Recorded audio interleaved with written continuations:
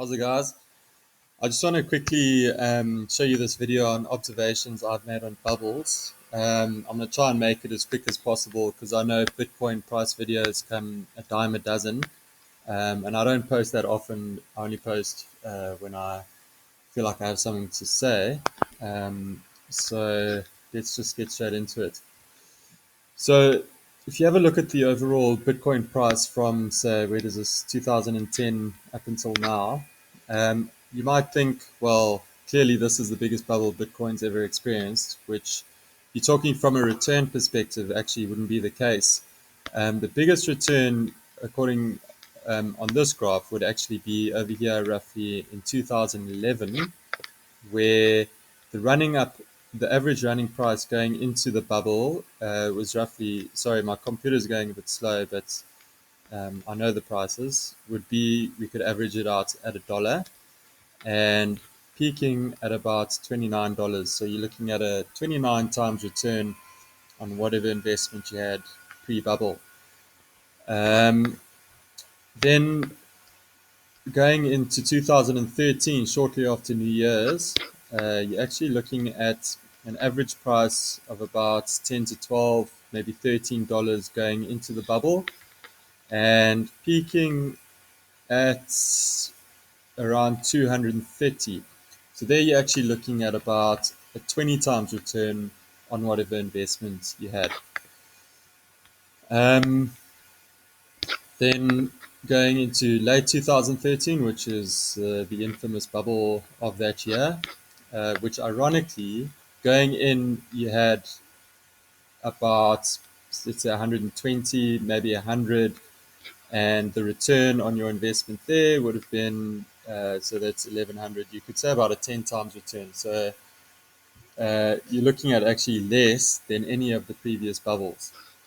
And then, of course, as I'm sure everybody knows watching this, our current bubble, I'm just going to close that to save memory, going in at about 220, let's say 300, $400 over here, and peaking at 3,000, which then again gives you about a 10 times return.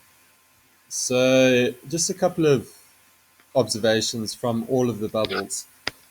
With every bubble, after the peak has hit, you look at a sharp drop, a sort of quick spike after that, and then a slow drop down into the previous price, usually at about 2 to 3 times the pre-bubble price. And that seems to be the case with all four of the bubbles so far, well, save for the last one, as we have yet to see.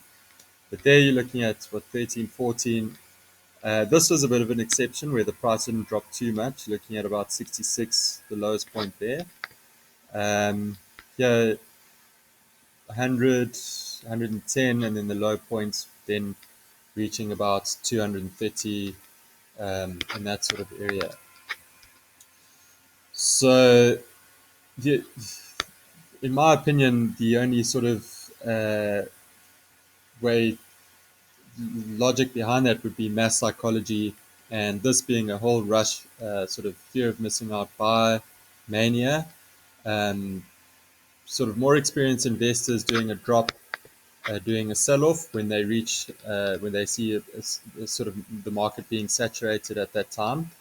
That sell-off having a huge impact, and then again, fear of missing out, thinking that the price is going to increase again, everybody buying, and then the more experienced people then selling off their Bitcoins until that price sort of hits the trend line again, which we'll talk about in a bit.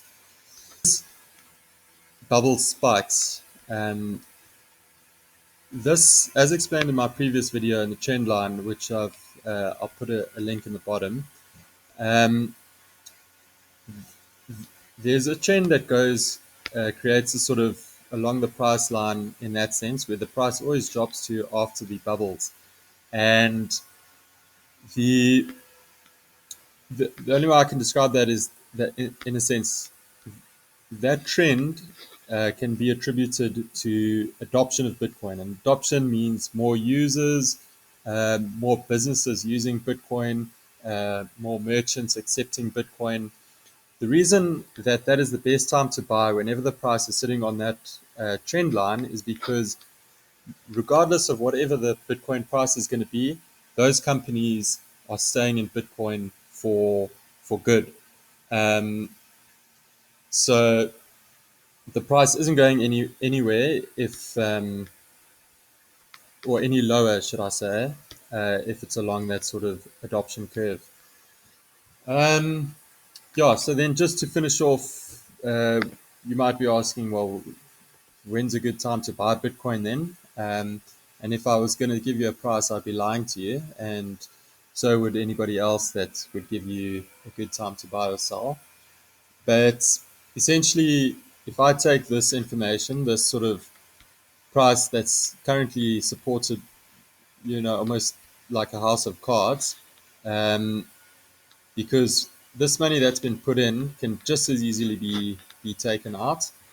And combine that with the amount of uncertainty that's happening in the Bitcoin community at the moment, um, I'm expecting a fair price drop.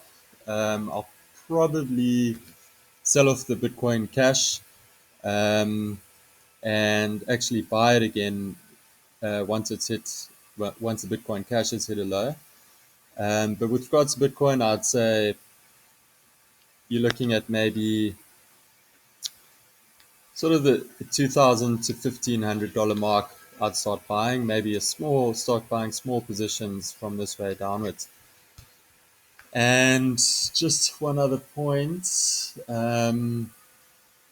Yeah, so then if you just have a look at the trendline video I made, regardless of where you buy Bitcoin now, if it's under $3,000 in 10 years' time, you're looking at a very nice return. In my opinion, obviously, it's speculative on your investment. So there's a very good chance that in 10 years' time, trying to get a good price over here is trivial.